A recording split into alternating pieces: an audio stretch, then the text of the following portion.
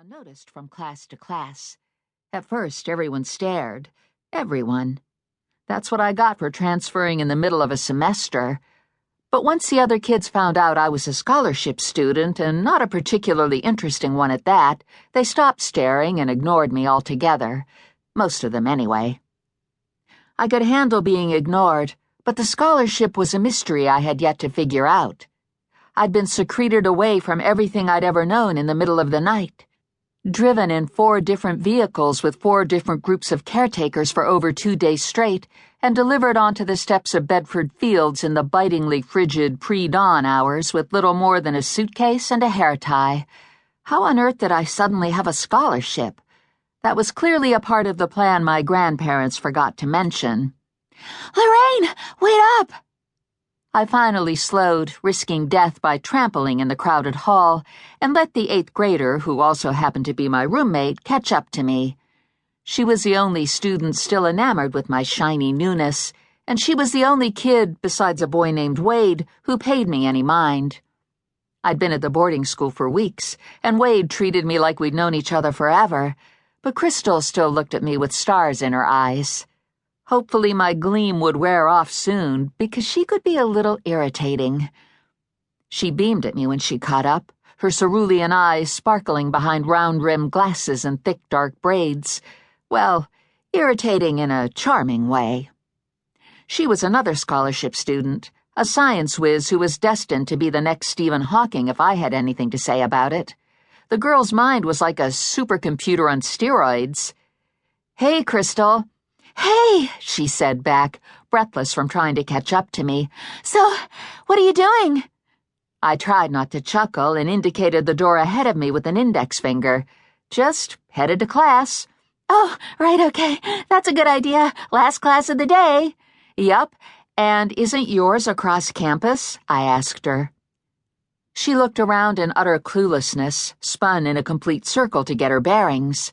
I felt the crush of students acutely, especially when one student knocked me forward as he rushed past.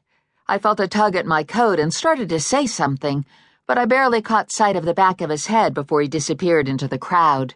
He was wearing a hoodie anyway. "Yes, it is." Crystal's pale face had a light sprinkling of freckles over cheeks slightly chapped from the biting winds of Maine. Under a button nose sat a bow-shaped mouth that made her look even younger than her 14 years. She looked like a doll I once had. Exactly like a doll I once had. It was eerie. She put one foot behind the other and hitched a thumb over her shoulder.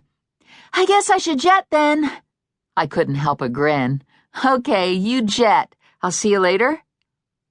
After flashing me a smile that could have melted the heart of the White Witch in Narnia, she nodded and hurried away. I watched her leave, a little enamored myself with such a guileless creature, then turned and ran right into the one girl in school I did not want to run into, the only one who accessorized with black nail polish, a razor blade pendant, and a switchblade.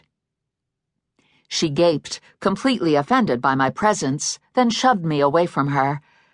I stumbled back and barely kept from tumbling head over heels by grabbing onto another student's backpack. He scowled over his shoulder, then jerked out of my grip before I could apologize, or right myself.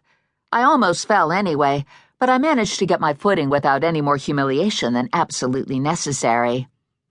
"Nice save," Kenya said, raising her brows as though impressed. But I was still reeling from what I'd gained from our little encounter. I wasn't fond of Kenya Slater. She wasn't fond of me. But it was disturbing nonetheless to watch her die. Unfortunately for me and everyone around me, I have, for lack of a better word, visions. Sometimes when I touch people, I can see into their futures or their pasts. It's heart-wrenching on several levels. I never see the time they were laughing at a party or riding a roller coaster at the fair screaming with exhilaration. No, I see the bad parts of their lives. I see the catastrophic. I see the pain and fear and anxiety. And now, thanks to this nifty skill I'd inherited, I knew exactly when, where, and how Kenya was going to die. Her death flashed before my eyes the moment we touched. The visions were thoughtful that way. And now I had a decision to make.